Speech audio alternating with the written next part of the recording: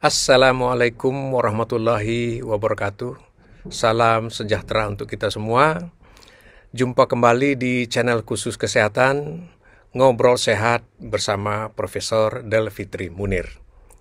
Sahabat sehat sekalian, pada episode kali ini kita akan membahas sebuah tindakan atau pengobatan kepada anak kita yang kita sebut dengan vaksin yang digunakan untuk mencegah penyakit pada anak.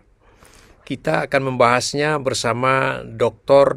Rini Savitri Daulay, NCAT, PET, spesialis anak konsultan.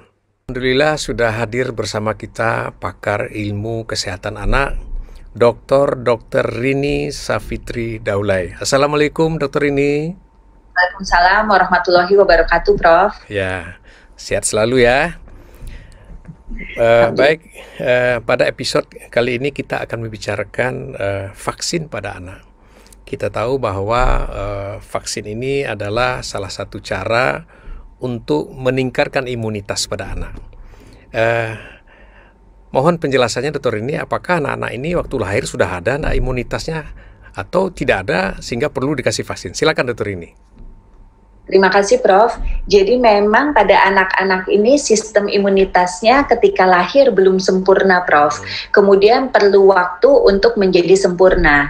Tetapi beberapa antibodi atau kekebalan anak itu didapatkan dari ibunya sebagian besar, Prof. Tetapi dengan berjalannya waktu, semakin anak ini bertambah usianya, maka antibodi ataupun kekebalan dari ibunya akan berkurang, seperti itu, Prof. Oleh karena itu memang diperlukan vaksinasi pada anak, karena anak ini merupakan golongan yang rentan untuk terjadinya infeksi ataupun penyakit yang berat, Prof. Ya, karena dia belum pernah terinfeksi, jadi sistem imun untuk melawan kuman-kuman yang spesifik itu belum terbentuk ya. Maka ini diberikan vaksin seolah-olah nih sparring partner ya, latihan dulu ya, supaya kuat ya. Begitu kira-kira Dokter ini ya. Latihan dulu dengan bagian daripada virus ataupun bakteri yang sudah dilemahkan atau sudah dimatikan, tetapi bagiannya apakah proteinnya atau yang lainnya, sehingga ketika anak tersebut nanti di kemudian hari benar-benar terpapar dengan bakteri atau virus tersebut, jadi respon tubuh anaknya lebih baik, Prof, untuk melawan, seperti itu, Prof. Sudah ada antibodinya sudah terbentuk ya. Baik. Kira-kira apa saja jenis-jenis vaksin yang memang perlu diberikan pada anak-anak khusus untuk infeksi ya, Dokter ini? Terima kasih, Prof. Jadi vaksin pada anak itu sangat banyak, Prof. Jadi kalau misalnya sejak anak lahir itu biasanya diberikan adalah imunisasi BCG untuk mencegah TBC, kemudian polio untuk mencegah lumpuh layu dan hepatitis B. Tetapi jika kita mengkhususkan untuk pencegahan infeksi pneumonia ataupun infeksi jaringan paru itu biasanya, Prof, imunisasi yang kita berikan adalah imunisasi pneumokokus. Jadi pneumokokus ini bisa diberikan sejak anak usia 2 bulan. Jadi seringnya diberikan pada usia 2 bulan, 4 bulan, kemudian 6 bulan, dan diulang setahun kemudian. Kemudian ada lagi vaksin HIB untuk mencegah Haemophilus influenza B. Ini juga sangat baik untuk pencegahan terhadap penyakit pneumonia ataupun infeksi pada paru-paru, Prof. Kemudian yang lain adalah pemberian imunisasi DPT, karena DPT ini untuk mencegah penyakit difteri, tetanus, dan pertusis batuk 100 hari. Karena pertusis ini komplikasinya nanti bisa menjadi pneumonia juga, Prof. Kemudian yang tidak kalah penting adalah pemberian imunisasi campak, karena campak ini jika misalnya menjadi berat, maka salah satu komplikasinya juga dapat mengenai paru-paru sehingga terjadi pneumonia, Prof. Jadi itu mungkin vaksin-vaksin untuk mencegah pneumonia, Prof. Ya. Kemudian jadwalnya cukup penting kira-kira, terlambat gitu ya. Cuman pengaruhnya Dokter ini ya? Terima kasih, Prof. Jadi memang jadwal itu sebaiknya sesuai dengan yang dianjurkan oleh dokter anak atau dari jadwal imunisasinya. Kalau bisa jangan terlambat, Prof.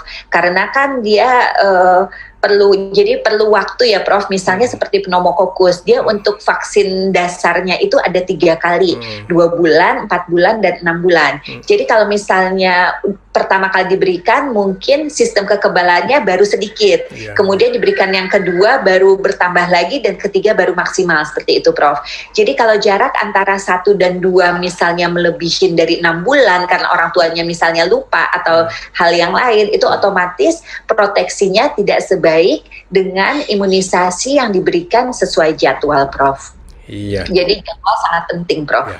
Lalu kondisi anak ketika diimunisasi bagaimana? Atau harus sehat atau flu-flu sedikit boleh atau bagaimana sebetulnya? Sebenarnya imunisasi itu diberikan pada anak yang sehat, Prof.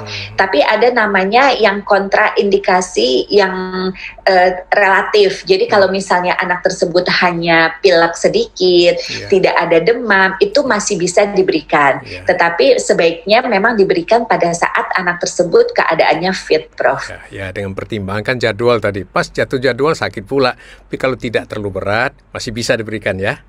Bisa diberikan, benar, Prof. Oke. Lalu ini vaksin ya,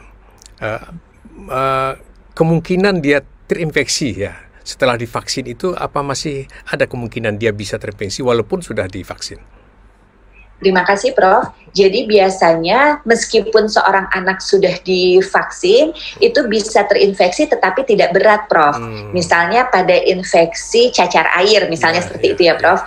Jika misalnya anak tersebut tidak divaksin atau tidak diimunisasi itu bisa berat. Jadi ruamnya itu bisa seluruh tubuh. Tetapi seandainya anak tersebut divaksin ketika dia terpapar dengan seorang yang menderita cacar air bisa dia terkena tetapi hanya sedikit Prof ruamnya seperti itu dan tidak berat biasanya seperti itu Prof. Ya, jadi kepada ibu-ibu ya, jadi walaupun sudah divaksin tetap dijaga kesehatan anak-anak kita ya, terutama gizinya gitu ya. Dan ASI sangat penting sekali ya dokter ini ya. Sangat penting Prof. ASI eksklusif, imunisasi, dan jangan sampai terpapar asap rokok. Itu, Prof. Ini asap rokok ini yang paling penting. Bapak-bapak ya, kalau bisa berhentilah. Kalau tidak jauh-jauh di luar rumah dan kalau pulang rumah mandi dulu dah, baru gendong anaknya. Begitu ya dokter ini ya. Iya Prof. Baik dokter ini, terima kasih atas keterangannya. Semoga bermanfaat untuk para penonton kita sekalian dan salam sehat selalu. Wassalamualaikum warahmatullahi wabarakatuh. Waalaikumsalam warahmatullahi wabarakatuh. Terima kasih banyak Prof. Salam sehat Prof. Ya, alhamdulillah sama-sama dokter ini.